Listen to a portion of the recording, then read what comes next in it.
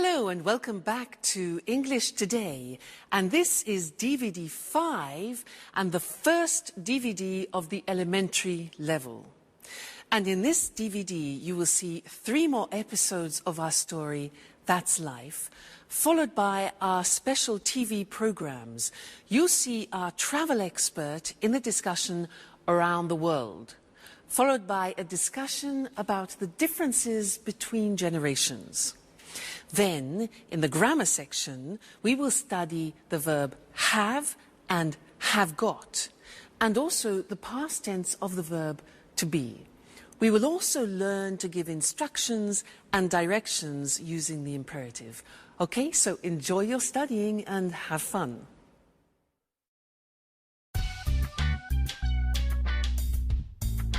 Good morning, Alice.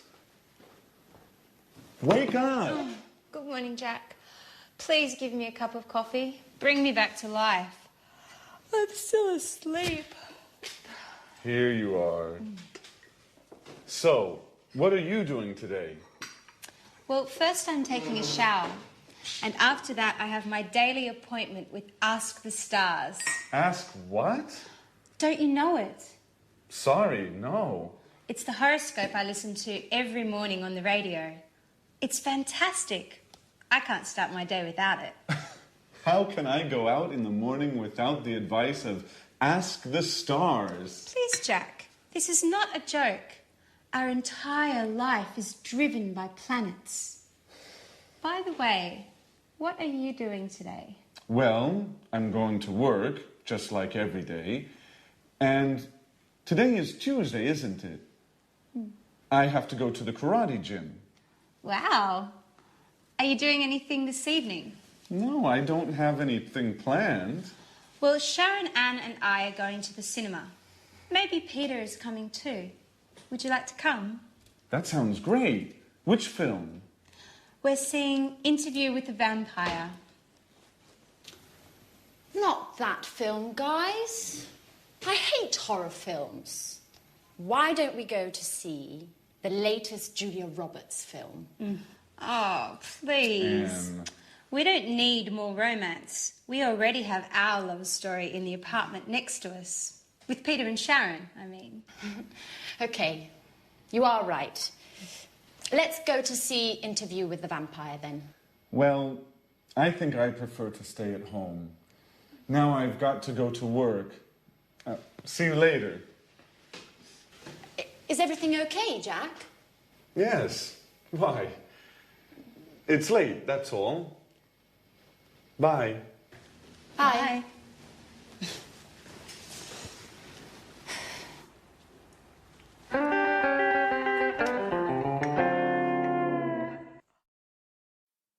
Hello and welcome back to English Today, your live TV program where you can learn the English language. And in this lesson, we're going to look at the verb have. Now, the verb have, you think, well, that's easy. It's not true. It's actually quite complicated because there are 2 ways of using the verb have in English. I can say, I have a scooter, or I've got a scooter. Well, in this lesson, we'll look at the first way, I have a scooter. Now, in our last episode, do you remember that Alice said, I have my daily appointment with Ask the Stars. You know, she believes in the stars. I have my daily appointment. Just simply the verb have. Now, I want to give you a little test before we move on. If I say, I have a scooter, how would you ask me the question about that? A scooter? How would you do it? Have you a scooter? No, that's not possible. Something missing, like an auxiliary. That's it. Do you have a scooter?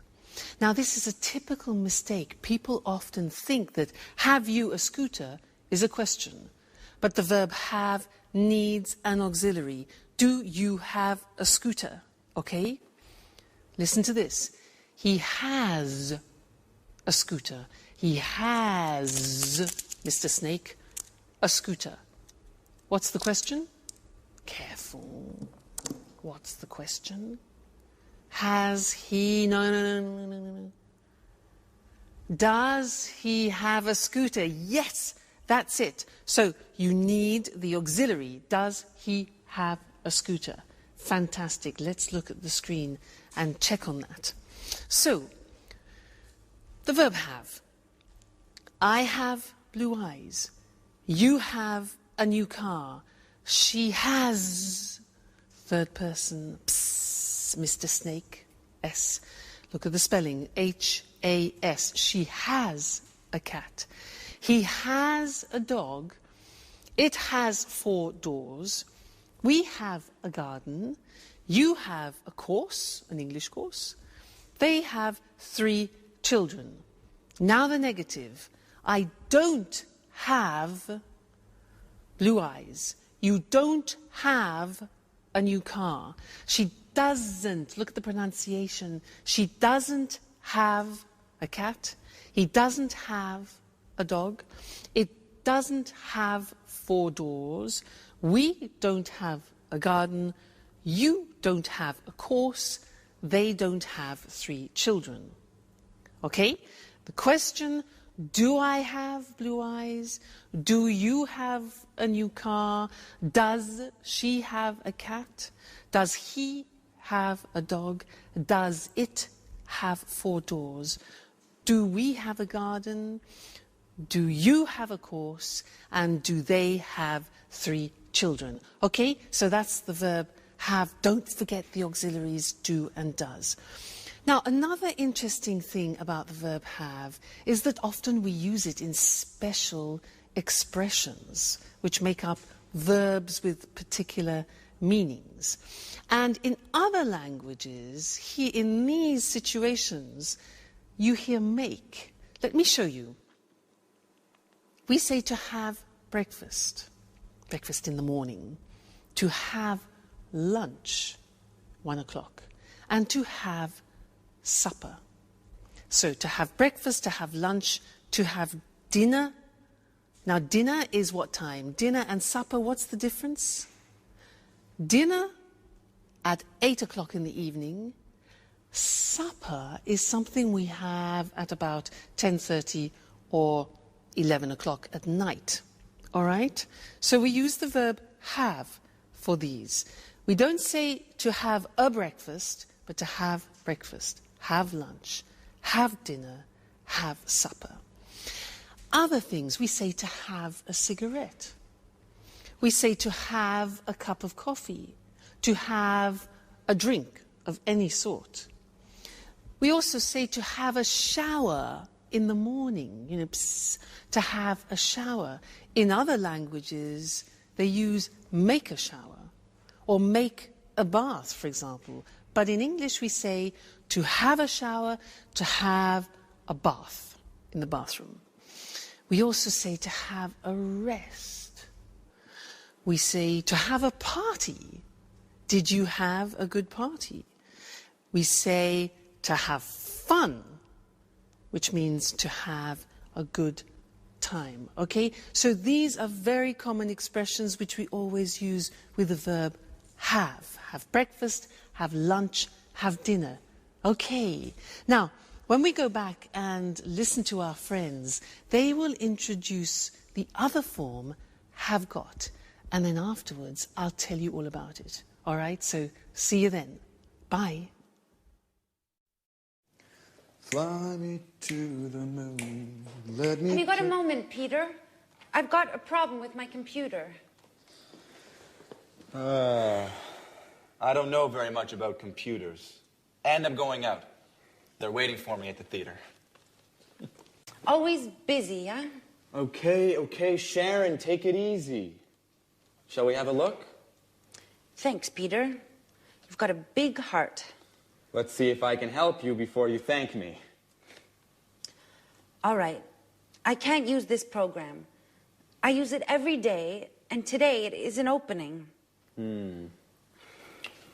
Why don't you turn the computer off and then turn it on again? Okay, Peter, that's really a great idea. You're a genius. How can I do without you? I know, my dear. What are you working on? I'm writing my curriculum because I would like to find a new job. Listen, Peter, I don't know how to write it. Can you help me, please? I'm sorry, Sharon. I'm in a hurry. I have no time. I'm late. They're waiting for me.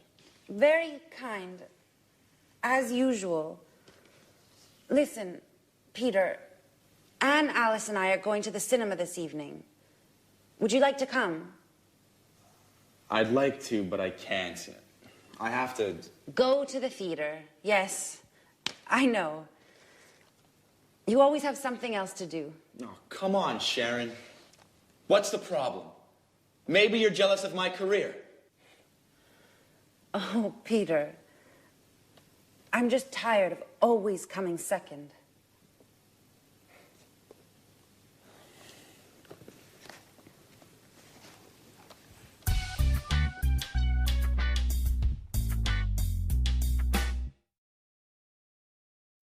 Hello and welcome back.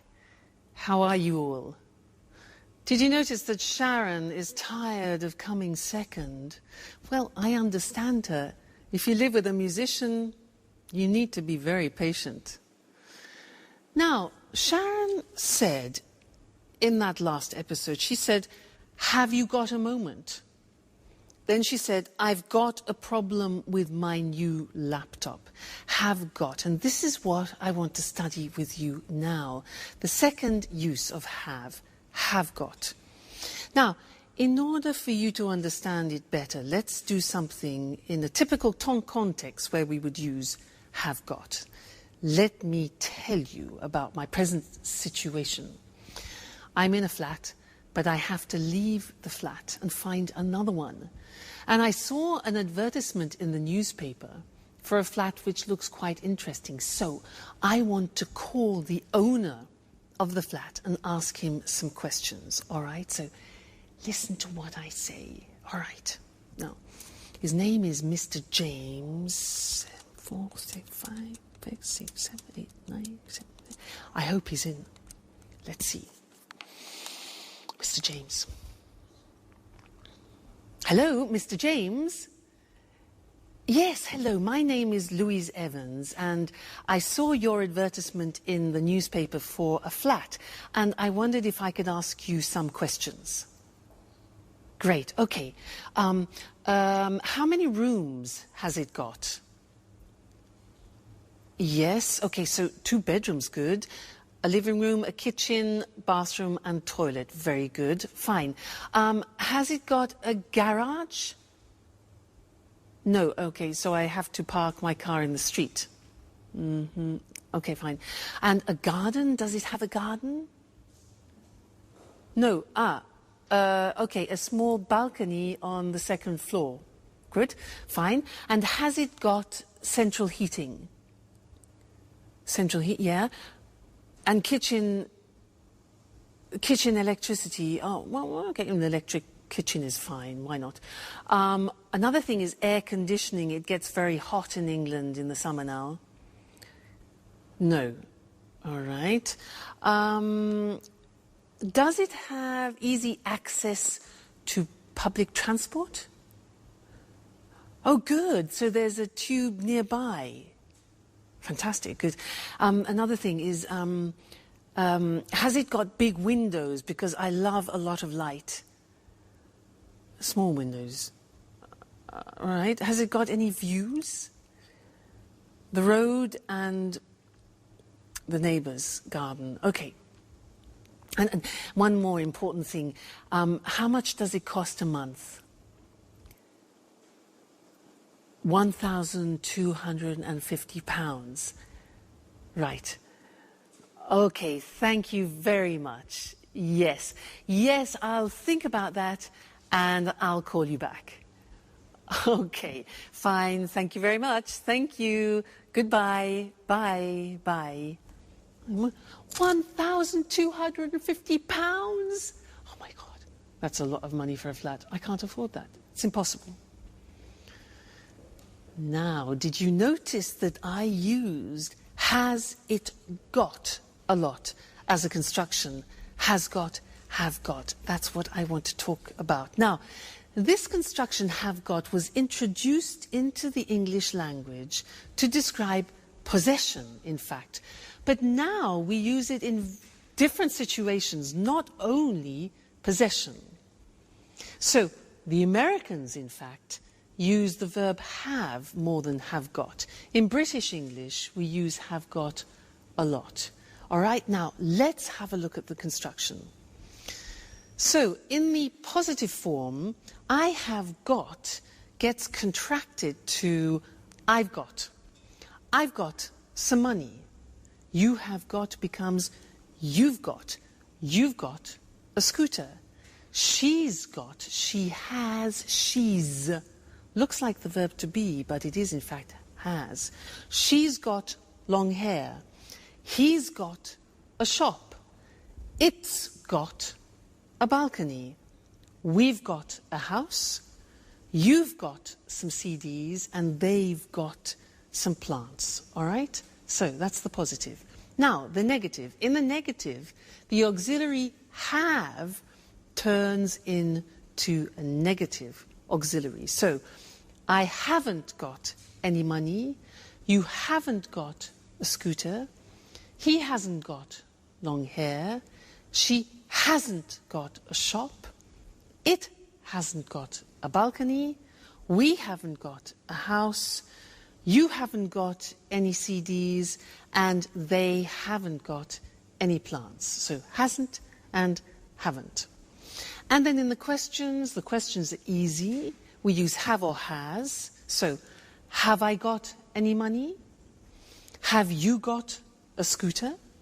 Has she got long hair? Has he got a shop? Has it got a balcony? Have we got a house? Have you got some CDs? And have they got some plants? So it's not really difficult grammatically. You have to remember the auxiliary have and has, and then remember to put got. All right? Now, you'll come across this a lot, especially in subtitles in films. So watch out for it, and we'll keep practicing it. Great! So that's the end of this lesson, and I'll see you again live very soon. Bye.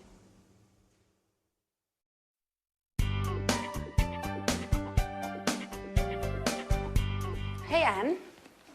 Housework, eh? Yeah, at last. Can I ask you a question? Sure. Oh, how are you and Peter? We're fine, thanks. Listen, I want to go to that bookshop. Do you remember? Oh, yes. The one with lots of photography books. Yeah. And thriller books. Yeah. And with the red coffee tables and flowers on the windows. Yeah. And where you can sit down and drink a delicious hot chocolate. Yes, Anne. That's the one. The London Reader. It's a great place. Yes. How do I get there? Is it far? You can walk from here. It's about 10 minutes away. Great. Oh, okay. Let's see. Go out the front door and turn left. Easy enough. Go straight ahead, past the traffic lights. Right. Straight ahead, past the traffic lights. Turn right into June Lane. June Lane. Then follow June Lane to the end of the street and turn right into May Avenue. Just a moment. Turn left on May Avenue. No. Turn right into May Avenue, and the bookshop is... Hi, Sharon. What are you girls talking about? I'm giving Sharon directions for the London Reader. So, turn right into May Avenue, and the bookshop is the second shop on the left, next to the butcher's. No, Anne. Sharon, the bookshop is on the right, past the museum and between a chemist and a bank. No, no, Jack. You are wrong. The bookshop is... Okay, guys. Be quiet. Don't worry. I've got my map. Sharon, I can come with you, if you don't mind. Great. That's very kind of you, Jack. Jack, housework? Do you remember?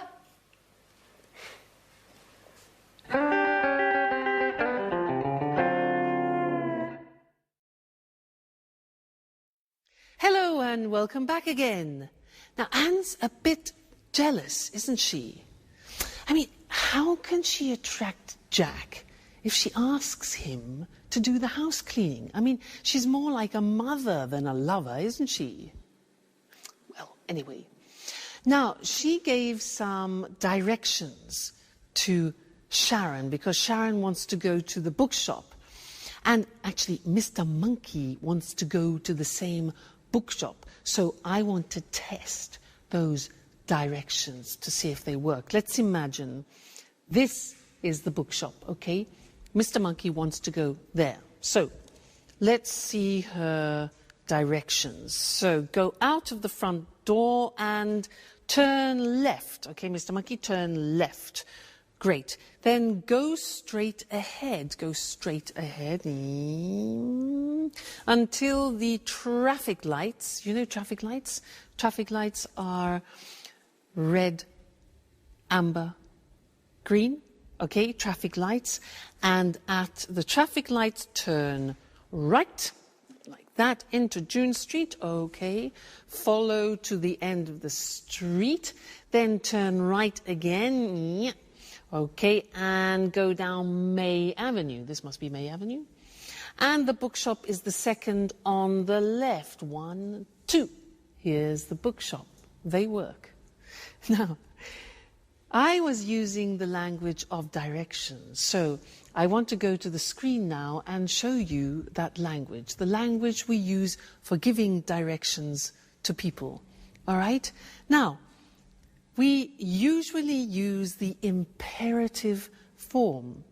What is the imperative? The imperative is just the infinitive form of the verb. So you can say, take the first left or the first right.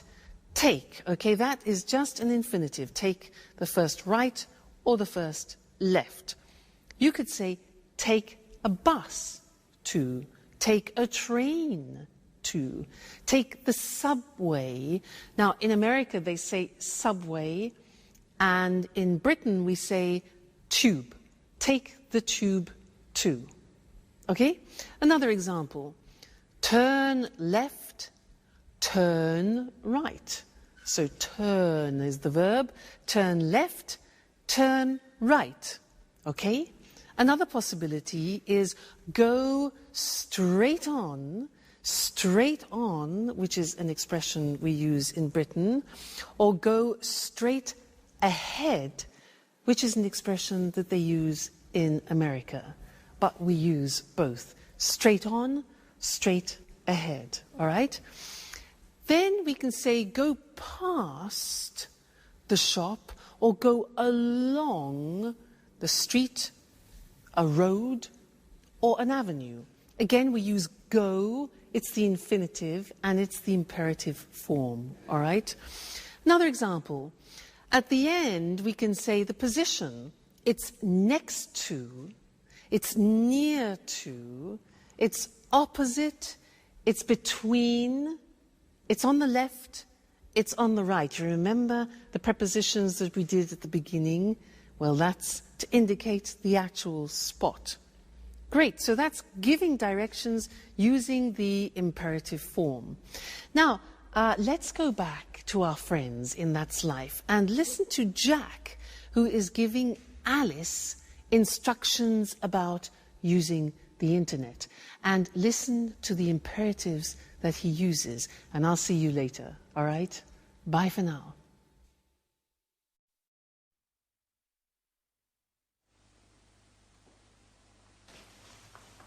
Hey, Alice.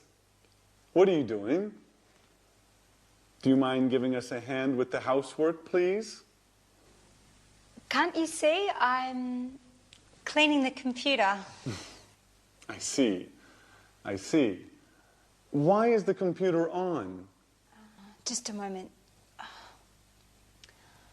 I don't understand how to connect to the internet on this computer. Can you help me? Okay, but just for one moment. Thanks, Jack.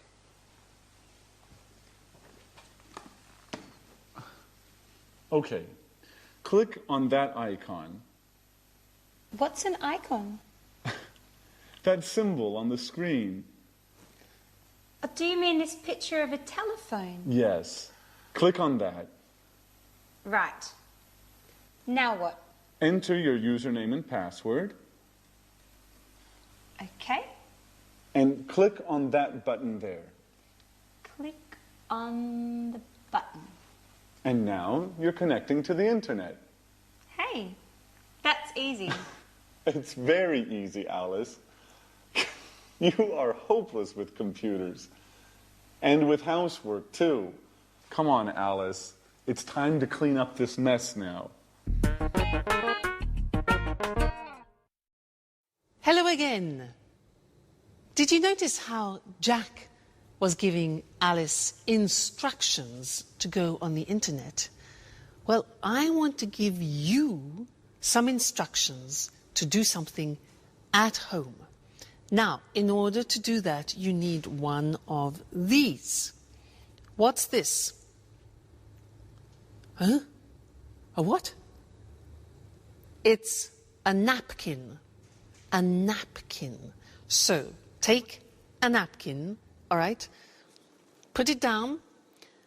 Open it up like this. Okay, so we have an open napkin. Anyway, now, take the bottom of the napkin and fold it over a little bit, like that, okay? Then, fold it again, like that. Then fold it again, and again, and again, until you reach halfway, and press it down like that. Press it down. All right, now, take the whole napkin, lift it up, and put it in this position. You turn it over, okay? Press that down. Now, take the bottom of the napkin and fold it in half over like this. Again, press it down well. Now, take this part of the napkin here on the right and fold it right down along the folds on the left. Press down. Then take all of it up like this and fold this bit over so you create a support like that. Then turn it around and bing! There you have something nice to decorate your table with. A romantic dinner, for example. All right? So, I gave you instructions in order to do that. And we're going to look at that on the screen. Because I used imperatives to give you the instructions, as I used for giving directions. All right? So let's see. Let's use some other examples related to the computer and the internet. Plug in the computer. Now you notice we use plug, which is the infinitive form, and we use it for both you, singular, and you, plural. So, plug in the computer, ding, switch it on, connect it to the internet, and bling, click on the internet icon. All right, so imperatives, they're all infinitive verbs. Now, the negative, if you want to use the negative of the imperative, we say do not, which is contracted as always in English, and we say don't click too many times, or don't press the exit button or don't overload the desktop. Okay, so this is the negative imperative form. Very interesting, that. And don't forget to be here for your next lesson. All right? See you then. Bye.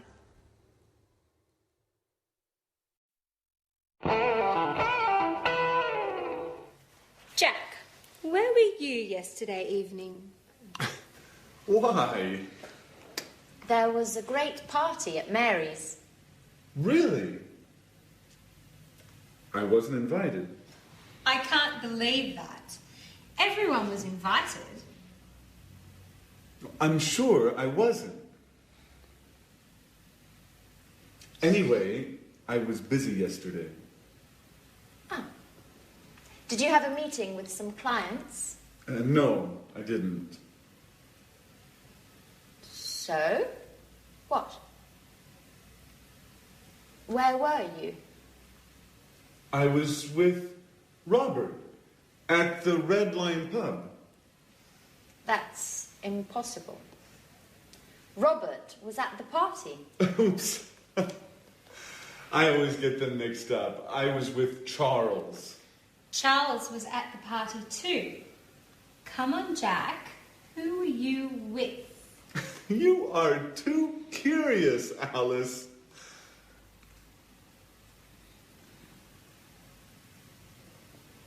Okay. I was with a girl. Uh-oh.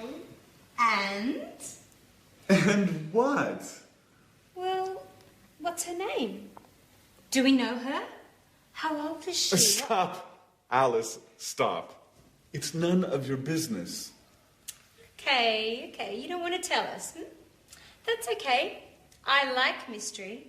It makes life exciting. Well, let's change the subject. Peter, where were you yesterday evening? Why weren't you at the party? I was at the theater. We are preparing the performance. And you, Sharon? Where were you? Me? Where were you? I was at home watching a film on TV. Which one? The latest film starring Nicole Kidman. What's the name? Yes, Moulin Rouge. Really? That's strange. I remember. Here, look, it's on TV today. Really? Oh, they always show the same stuff on TV. Oh, don't get up. I'll get the door.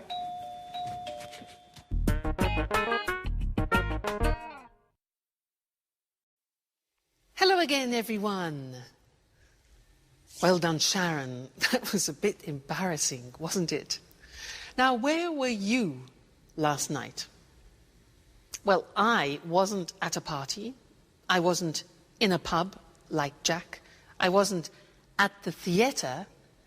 I was at my first samba lesson, and it was great.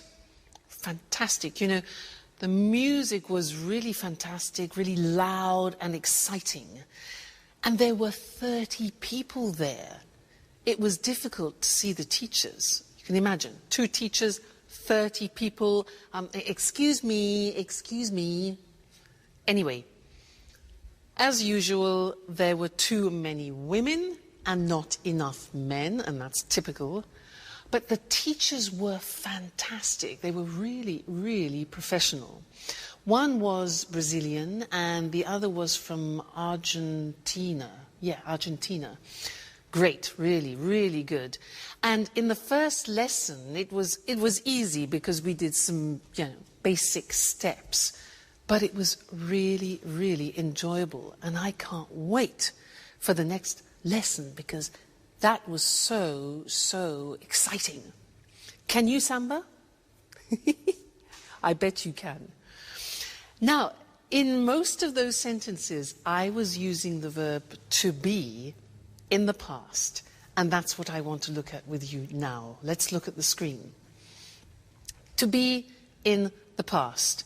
When we talk about something specific in the past, let's look at the form.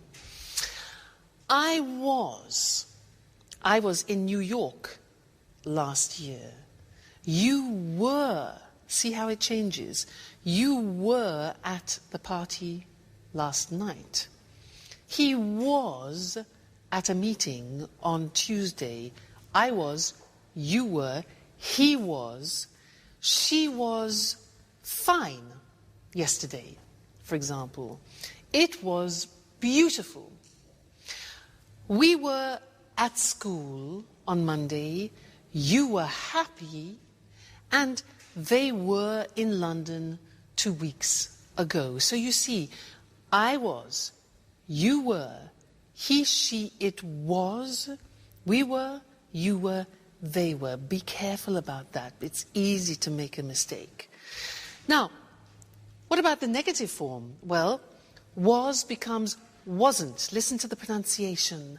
Wasn't, wasn't, okay? So, I wasn't on time this morning. You weren't here yesterday. He wasn't at the party last night. She wasn't very happy. And it wasn't difficult, okay? We weren't at work on Saturday. You weren't on time for work. And they weren't on holiday last month. So wasn't and weren't. Question form, listen to these. Where was I yesterday? Where were you last night? Where were you last night? Where was he last week? Was she at work yesterday? Was it an easy test? When were we there? What time were you at school yesterday? And how often were they in class? So, the verb to be in the past tense, I was, you were, he, she, it was, we were, you were, they were. Very important. You can't live without that verb to be in the past. All right? Great. Well, we will continue with the past in the next lesson. So, see you then. Bye.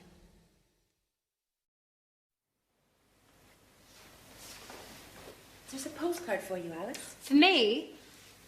Oh, it's from my father. He was in the Bahamas last week. Really? I was in the Bahamas last summer. Just you? Oops. Sorry, Sharon. We were in the Bahamas last summer. It was sunny and hot. Perfect weather for swimming and relaxing. It was fantastic. Fantastic. Yeah, fantastic. I'm sure it was. I prefer holidays in the winter. It's too hot in the summer. I like going to the mountains and skiing. My last holiday was 2 years ago. 2 years ago? Yes, it was a long time ago. I need another holiday soon. Anyway, was your father on holiday in the Bahamas, Alice? No, he wasn't. He's working on a new play there. Oh, how fascinating it must be being a director. Fame, money, and a lot of travelling around the world. And no time for family. Just a few calls, postcards, and a lot of misunderstandings. Why don't you call him now? I don't think that's a good idea. Why? When was your last call? 3 weeks ago? That's a long time. Come on. Alice, call him. I'm sure he'll be happy to hear from you. Well, maybe you're right. Okay, I'll call him. Thanks, Jack. For your advice, I mean.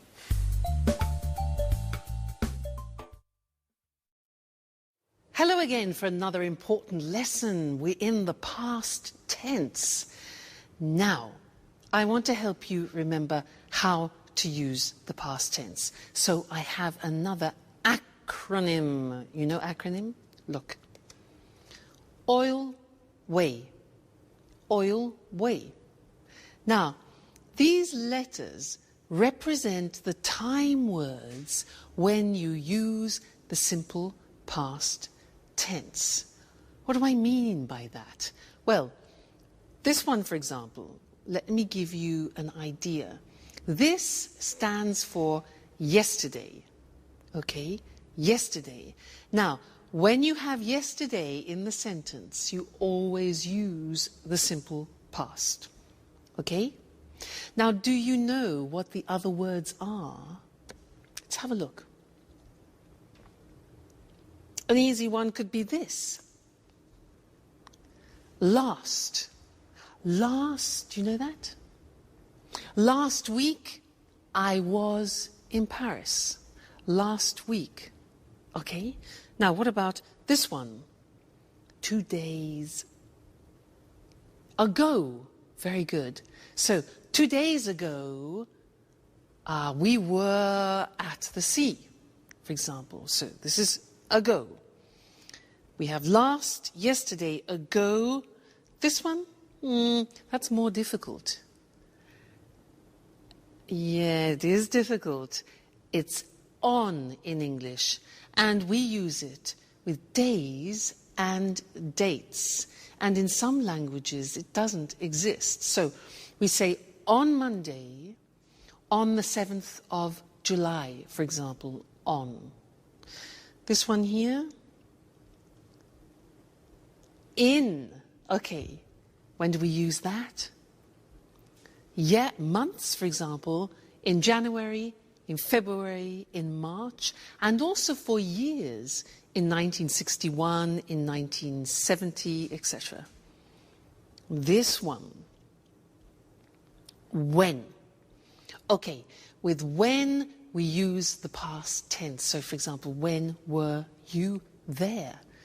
So, oil way, on, in, last, when, ago, yesterday. It's like a rhyme. On, in, last, when, ago, yesterday.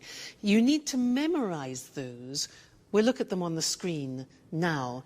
But it's important for you to memorize them, to remember that when you're speaking, on, in, last, when, ago, yesterday help you to remember to use the simple past. So, to revise that, our acronym OIL WAY.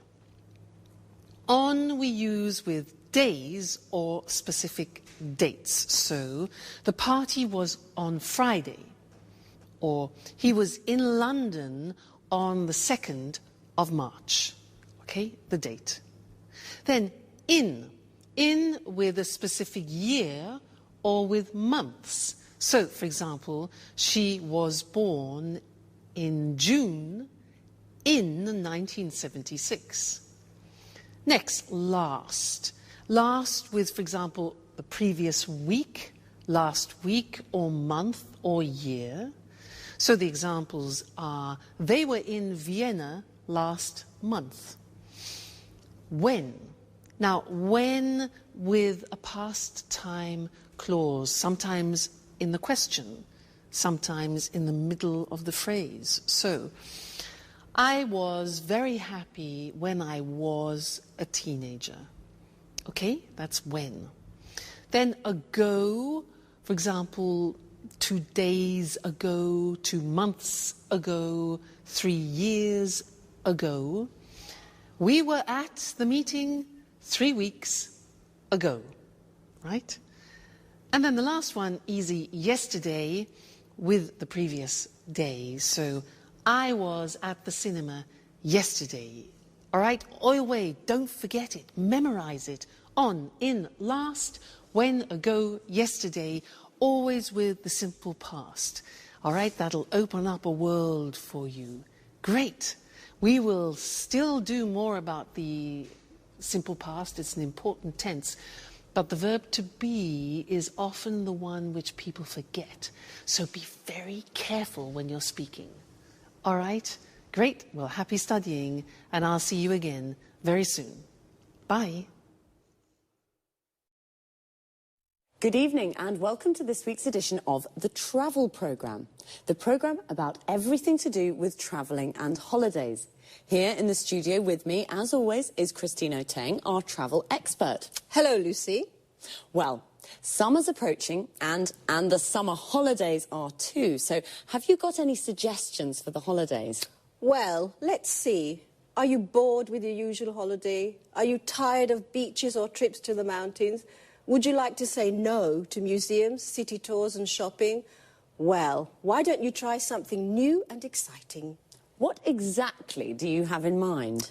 How about a holiday hunting for ghosts in a castle in Great Britain? Hunting for ghosts in a castle. That's certainly a change from lying on a beach. It sounds exciting. It is exciting. Something really different. Just right if you love adventure. But what do you have to do? Do you spend all the time looking for ghosts? No, not all the time. In some ways, it's like a normal holiday. In the morning, you have a traditional English breakfast, then you go for a walk or visit a local town. In other words, you do the things you always do when you visit a foreign country. But the fun starts in the evening. You have dinner, and then the ghost hunting starts. With the help of one or two ghost experts, you search through the haunted castle until late at night. Oh, it sounds frightening. It is frightening. There are strange sounds, doors and windows open and close by themselves. Yes, it's really frightening, but exciting too. Tell me, Lucy, do you believe in ghosts? Yes, I do, but I'm not very brave. I don't think I'd like to visit places like that, especially not at night. Are there any haunted castles in Great Britain? Oh, yes, there are, especially in Scotland. Many of the castles in Scotland have got ghosts. There are some fascinating ghost stories. There are lots of books about haunted castles. Why not read one before visiting Scotland? I see. A holiday spent looking for ghosts. A night in a haunted castle would certainly be a memorable experience. It certainly would. And if you want to see even more ghosts, before you return home, try a ghost walk. In London, visit places in London famous for strange and unusual happenings.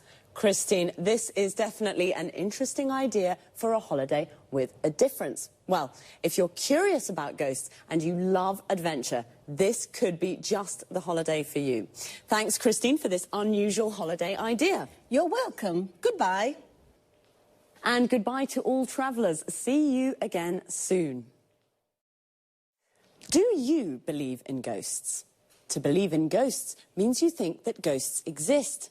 If you do, then you say, I believe in ghosts.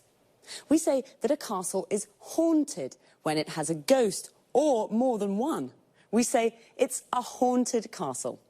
Now, there are lots of different kinds of holidays, and the holiday Christine just told us about is an adventure holiday. Looking for ghosts in a castle is an adventure. But personally, I prefer beach holidays. They are definitely more relaxing.